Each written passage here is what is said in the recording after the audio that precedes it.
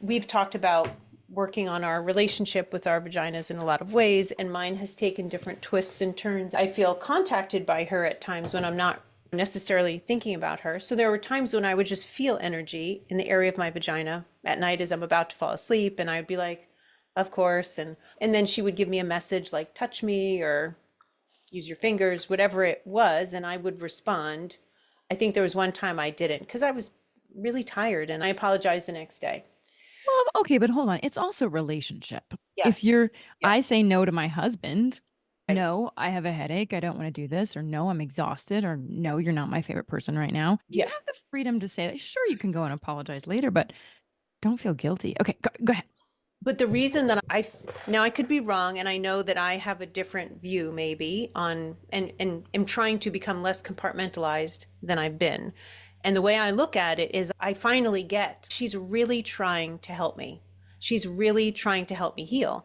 So if I don't respond, and it occurred to me not that long ago, maybe a month ago or so, I was like, she's doing this for me. She's not doing it to me. The same philosophy we want to have about the whole universe, but it was I very know, but I specific. love that. I love that.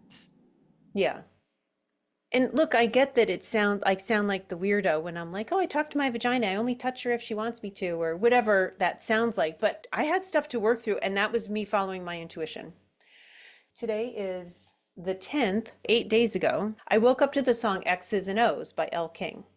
Actually, I thought it was Amy Winehouse. It was a little weird that it wasn't her, but anyway. And thank you. Yeah, and I have it here. The night before, maybe I connected with her or not. What are you laughing at? Just these extra ad things. I love it. I thought it was Amy Winehouse. And then you look to the side and thank you. Was someone giving you a message? She's reminding me to look at the notebook because I have it written down. Yeah. Okay. No, I love it. I just, for people that aren't used to that, perhaps, Noelle, I just was explaining what was going on. Gotcha. I've got a lot of company these days. I do. Yes. I want to Yeah. laugh like I'm very popular. But anyway, Okay. as I'm falling asleep, I'm trying to have certain little rituals like thanking my spiritual team. And also, I've been trying to remember to call my energy back to me from like that day or what I've done that day. And it occurred to me like, oh, wait a minute. I have all these other lives that had all this sexual energy. Probably some of them, it might have been really nice. Let me call that back. So my intention was suddenly these whatever previous lives, I'm calling my all of my sexual energy back to me. Your positive sexual energy back to you I or didn't even all? say that. Okay. I said all because I feel Hmm. like I'm supposed to be accept because it's Hmm. parts of me. And It I've is been true. very discriminating about me and I need to not. I need to knock that off. Good point. But when I was up the next day, I heard that song. I got that it was her signaling me with that song. And I was like, oh, wait, was that even the right thing for me to do? I didn't actually check. And I normally check everything. So she suggested, asked her later about, anyway, so she suggested from that song writing to my exes and giving them their energy back. Jen's mouth is wide open right Whoa. now. Yeah, if you're listening to the Agape. audio. It's a gape. Yes. Yeah. Okay. Oh my God. Okay. So you wrote them letters. So I Hmm. started in my journal and oh my God, the list just keeps growing. And not like I've had all kinds of boyfriends, because I really have not. I could count how many I've actually had, or Sure. people that would have identified as a boyfriend. But it's way bigger than that. There are, and I didn't even think about my New York chapter. So I have to sit with that. But anyway, every time I would write, I'd be like, oh, oh yeah, oh yeah, oh yeah, for more people to add to this list. So I've gotten a ways through it, but I haven't spent a lot of time on it since. And then I connected with her 2 days ago, Okay, and so I hold was, on. So let me back up. Okay, so you wake up to X's and O's song, yeah, and then your vagina says you need to start writing letters to your exes to release the energy that you maybe took from them and they took from you, etc. she only brought up what I took Okay. and that I should be giving it back to them. So I did start doing that. I probably wrote maybe 6 or 7. And these are all ex-boyfriends, not necessarily people you had sex with. It seemed like wherever there was like an exchange of that type of energy. So it may not even have been somebody that I was sexual with, Okay. but Mhm. there's still that energy. I focused on that and then, of course, got distracted and did other things. Eh, And then I connected with her 2 days ago. So you and I had a conversation planning for the podcast. And then I just kept feeling all of this energy on me. And I was like waiting till we got done. And then I was going to see who it was. And then I got that it was my vagina. And in her words, she was being pushy but discreet. I asked her if she wanted what she wanted to share, if she wanted to share. I always ask them to choose whoever I'm connecting with. Do you want me to record it over Zoom, audio, handwriting, blah, blah, blah. And she said, not without an audience. Now I looked a mess. That's okay. I can deal with being videoed with like yesterday's eyebrows on, Mhm. but it was crazy. So even I was like, no, I just can't do this. And Mhm. so we basically agreed that I would go take a shower and get ready and come back and record. And I got 2 pages, like a page front and back. Yeah, Typed. Whoa. So what it did was she kind of a have to lot. say So I to went through all of us? It this sounds like morning. she wanted to talk to all of us. Sorry for cutting you off. Yes, that's why she was saying not without an audience. It wasn't that she Mhm. wants to have attention, but she's bringing through important information. She basically was, I'm going to get to the point. Be kind, please rewind. And then it's a throwback to Blockbuster. And then she says, go back to address not only the trauma, because you need the validation of hearing others' ohs and ahs. Oh, that recognize traumatic events you may have normalized or trivialize to and for yourself what you've experienced. Okay, I want you to read that again. Please remember, be kind, rewind, as some of us remember from the Blockbuster days, go back to address not only the trauma, because you need the validation of hearing others' ohs and ahs that recognize traumatic events you may normalize or have trivialized it for yourself. I love it when we get channeled messages because sometimes you have to do this. Oh, hold on. What did they actually mean? So she's saying people's reactions to your trauma, the O's and the ahs, Mm-hmm. is validating to you that there was trauma, that it is important and heavy and shocking and Yeah. all of that. Yeah. Okay. Okay. Yeah. And then she showed a visual of somebody rolling around like on the ground, wrapped in a little tarp or something. And she was saying it's not to be covered or enshrined to declare that you're traumatized. Like we know, we get it. We really do. And to surround yourself with reminders of, oh my gosh, I can't recover from that level of trauma is a true disservice to having had that experience and living through it for many years later, where you can learn and trust to process for yourself with a therapist, with friends in a conference regarding sexual trauma, in a support group with other people. Okay. That was a lot. So the wrapping up, she's saying, I'm I'm so sorry. And I wasn't going to okay, read, and I'm reading more than I you're planned good. on. But it's really important to hear this stuff. Yeah. So she was basically showing me a visual of, let's say you wrapped yourself in a shrine of, I'm a victim of something horrible I'll never recover from, and you're just rolling around in that. There's no recovering from Okay. that. Oh, okay. You You might feel just keep like. rolling. You just keep Exactly. rolling and rolling and spinning and Yes. sometimes that would be a visual that people could relate to, like Yeah. spinning and never getting out of the Exactly. tornado. Yeah. Yeah. Okay. Yeah. And then she said, what else did she say at the end? I'm so sorry. This is the first time I'm hearing this. She's saying that if you surround yourself with reminders of, oh my gosh, I can't recover from that level of trauma, that is a true disservice to having had that experience and living through it for many years like to come, where you can learn and trust to process for yourself with a therapist, with Mm-hmm. friends, in a conference regarding sexual trauma, in a support group for other Mm-hmm. people. It's a lot. Yeah.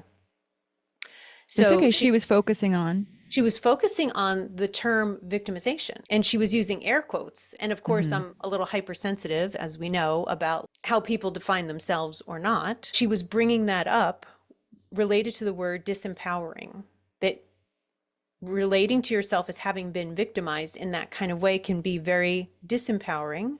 You are not victimized by situations, but to label yourselves as pure victims isn't true. And then she brought through this reminder. She was even saying this isn't everybody's perspective. It is mine now, and I'm speaking on behalf of that's my disclaimer. I'm not speaking on behalf of anybody else's trauma, but there is a huge thing in my immediate family about learned helplessness and feeling like a victim. So this is also Yeah. extremely specific to me, and I'm sure plenty of other people have this in their family too. Let's dive into that a little bit more because you said the disclaimer and I gave you a grin because Sorry. we're Yeah. trying not to do that. You all are grown-ups. You can take what you want from this information and there you go. However, the therapist inside of Noelle was just going crazy again. She's screaming. So trauma and being a victim and being victimized. What your vagina was telling you, if I understand this correctly, and I'm just tapping in to make sure, is this okay? Is it's not the fact that you need to be ashamed that it happened because it's where the growth came from. It's where some of the growth will come from for the or unforeseeable future. However, if you use that label to prevent you from moving forward, or you consistently use that label to say why you can't do something, to use it as the excuse, to always fall back on it. And there are people that I know like that. They use Yeah. it every single time. Oh, I don't care. I was abused when I was 5. I was abused when okay, okay. Do you want to still continue that? Yeah. That's I know we've talked about my healing schmealing stuff, but I do think you just have to decide sometimes. Like I'm not going to let that. And I think that's what your vagina was saying is for all of us is don't let those things Yeah. define you. Yeah. Whatever it is. And she's bringing up the word as a defense. She's saying any subscribers to the victimization mindset are not empowered to claim themselves and reclaim their sexual energies and move back into. And then she shows somebody steering a boat, like they're the captain of their ship. And she says, not belittling your private and physical experiences, of course, that isn't the point. It's a mindset. If you're a victim, how do you heal forever? You She know, was saying that so you can work through a layer of something related to that experience. But if you hang on to the identity of being victimized, then you might have a breakthrough from processing something, but it will come back. Not the whole thing will come back, but there are pieces of it that you'll then have to look at again and heal.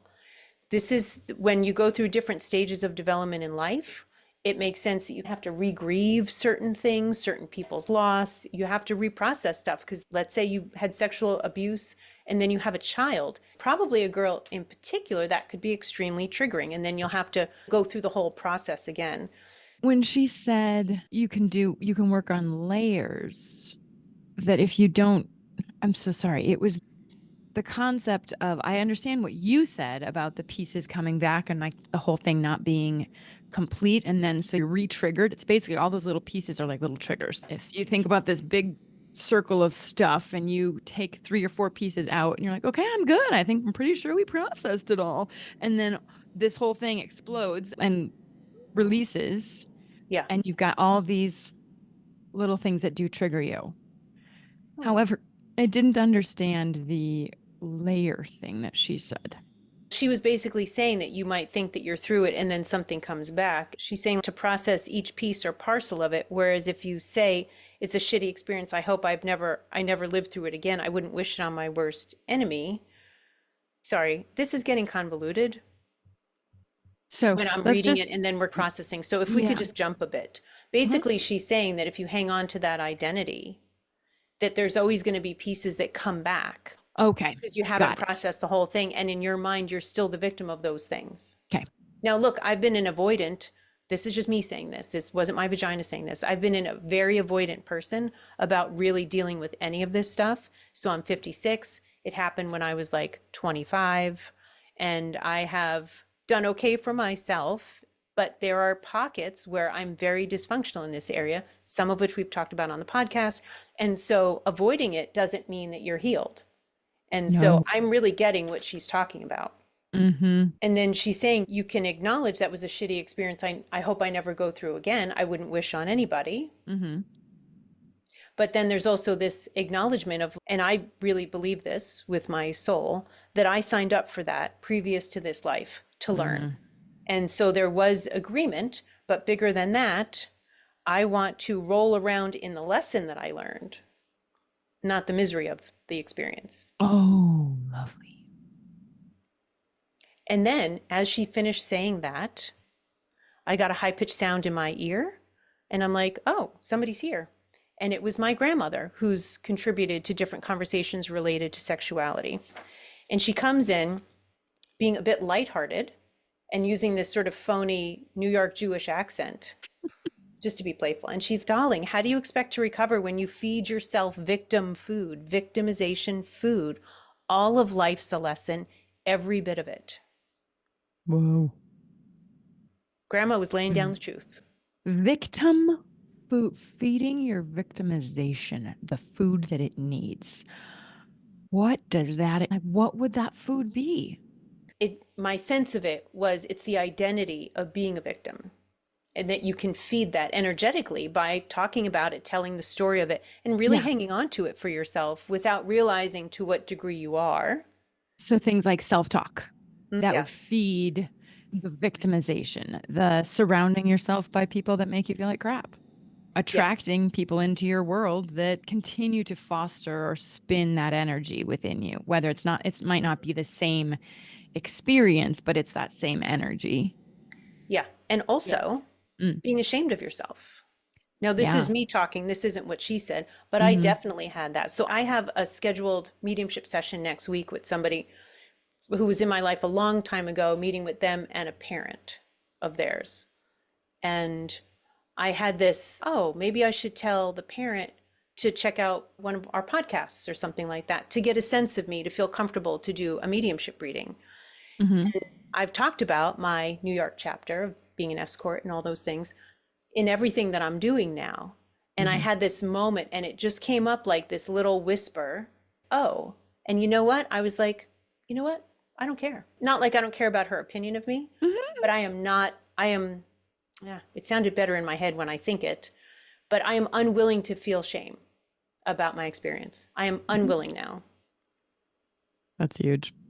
It is huge. Three Hmm. years ago, I was crying that I got the message because I was supposed to write this book that I got a lot of info about. And I was like, I can't be public because I have somebody in my family who can be a bit vindictive and I'm scared because they might out my experience.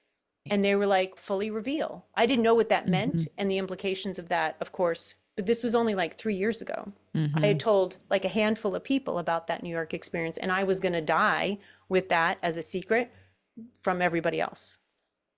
And now So look at where you are. I know I can't shut up about it now in a good way. But it was so nice to really feel like I am unwilling to feel Hmm. shame at this point about that. And that gives you the Yeah. power. And that's what she Yes. was talking about, your vagina was Yeah. talking about as well, is empowerment. And Yeah. you keep the control over that. Like Yeah. you choose. I'm unwilling to let you do that for me. And that's a huge statement for all of us to start using. I Yeah. am unwilling to go there emotionally with you. Yeah. No. And there's also like letting go of people's reactions. So being unwilling to feel bad because of somebody else's opinion of you is just so freeing. Now it's different to actually have it happen in front of your face, and then that's your test is to see how you manage that. But I think I'm doing great actually, and I'm not usually one to Hmm. give myself a lot of credit, Hmm. but I shared this with some family members months ago, and I believe it may have changed the relationship. And I have to not care if it changed the relationship because I'm going to hope it bounces back. And if it doesn't, there's nothing I can do about it. And I am way more content with myself that I was willing to share than the level of need that I feel to have that relationship or be in good standing with somebody Hmm. who may not be okay with my history. And that's Right. okay, that's them. But then Hmm. my grandmother went on to say, and she directed this specifically at me, but I think all of it was for everybody. She said to me that I, Noelle, would be foolish to belittle my experience and not, and I'm getting the word, and I got the word empathy, and to not then weave something beautiful out of it. It was the past, it was long ago, and now I was hearing X's and O's again. And it feels like that same kind of mindset. She's trying to help me to unravel, but I know there's more people that feel this way. And it wasn't just unraveling like to myself, but seeing how relationships, romantic or otherwise, or dating and that kind of thing, is so impacted by how we feel about ourselves. When I have told people about my New York chapter, one or two people said, "Oh, did you tell Grant?" Yeah, when we were dating. Because if he couldn't live with it, I knew he Hmm. couldn't live with me. But it was tough to want to tell him. But Oof. of course I did. I had to. So, in terms of putting a bow on this a little bit, what do you think the main three or four messages were? And maybe we can get that just so that if you could probably post an edited version of that. It's on our YouTube channel, actually. Not the Okay. The, transcription, but the the actual channel. video. Yeah, the Okay. channel video. So you put that up there. But so what, Yeah. even if you don't look at your notes anymore, if it, you just simply say, okay, what was my vagina just really trying to tell me? What was grandma trying to tell me? Like, what's the gist? Let go of that identity. Hmm. And there's also, I feel like, a don't pretend that you're healed when you're not, because it doesn't just make it go away because you want to assume that you're healed. I really feel that. I don't remember if I shared, but I did make an appointment to start seeing my own therapist specifically about this. Yeah. And I feel good about that. I'm a little bit nervous, but that was a big step for me to no longer deny that I actually really need help. I really need help with this. I would like to think with energy stuff that I do in mediumship and being a therapist and having been in a different kind of therapy that it wouldn't be there anymore, but it's totally there. Yes. And the end of the message from my grandmother in particular was basically that when we all can let go of, like, release whatever it is that we went through and have empathy for ourselves and embrace ourselves, recognize we walked down a rocky road, but then love the feet that we have that helped us walk down that road, then we're only going to help other people. Yeah, she used that kind of analogy. I changed it just a touch right there, but What a she might be coming through now too. what a great love the feet that walked the rocky road. I'm writing that down. Love the feet that walked the rocky road. Oh my goodness. Your grandma's smart. I know. And really supportive and very loving.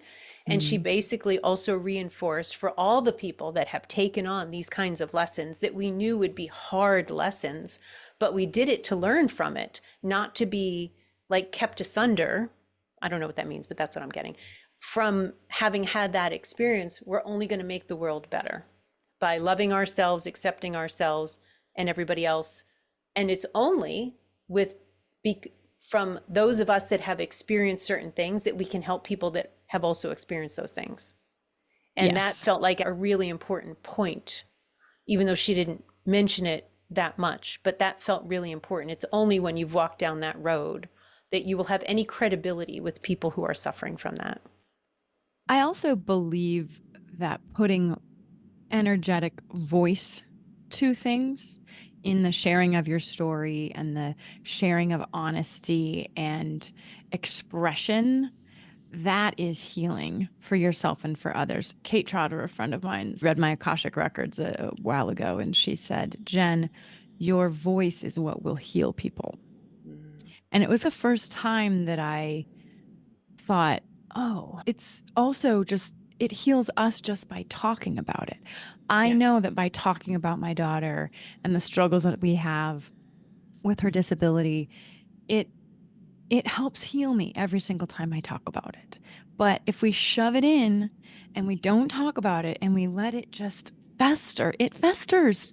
And that is not good. I just saw, I got a really great image. Ugh, thank you guys. That was lovely. Of a pussy pocket full of, I know that's what I was like, okay, did you have to give me that visual? Yeah. But Any that's actually a very appropriate visual for this kind of thing. There's sayings like, if you don't heal, you bleed all over the other people that didn't hurt you or didn't cause the wound. And look, I am that for sure, not realizing how much I've been impacted in all these, some things I have released at this point. I've done what I would think would be a lot of work on myself, but apparently there's this whole other layer, and right. it's a different kind of layer. And I haven't done this kind of work before, what I'm anticipating I'm going to be stepping into. And it was really meant as a message of love. She sent love to everybody who signed up for these tough lessons, knowing that it would be hard and doing it to help ourselves and others. And she just really appreciated that. Hmm. Yeah, it was really sweet. And I was reminded to finish, to keep on journaling. My vagina came back in at the end. I was like, yes, I know. And then, yeah, she said, keep going on it. And she reminded me again today. She's been pretty active with you. She's very chatty. Yeah. So we just did another recording and yeah, I You and did your actually, vagina. Well, you and your yeah, vagina just me did and my, another. she was doing all the talking really, but Hmm. we've gone back and forth. So anyway, and I'm happy to post these videos because I think they could be helpful and interesting. Yeah. And I did post the conversation with my vagina and my grandmother already on our YouTube channel. So Vagina Cool. Whispering is our YouTube channel, and you'll see it under channeled messages. And I'll just add stuff because I've got stuff. I Mm, have more stuff, some of which we haven't talked about and may not, but it'll be there for whatever it's worth to anybody else. love it. Thanks for sharing. Thanks for listening. And yeah, so love the feet that walked the rocky road. Mm, yeah. Okay. Well, thanks for being here with us and sharing your time with us. If you want to reach out to us, vaginawhispering@gmail.com or And our watch us on Instagram is, and yeah, on our Instagram. Yeah. Instagram is Vagina Whispering. There's nothing up there yet, There's but it nothing will up there. be. Don't bother. Yeah. Nope. But I Eventually go to mean, YouTube. you could follow us, but check us out on YouTube. Yeah. Yeah. Perfect. And if you want to get in touch, please do. We would really love to hear from you. Not to be needy, but we would love to hear from you. God, you're such a Bye. therapist. All right. Bye.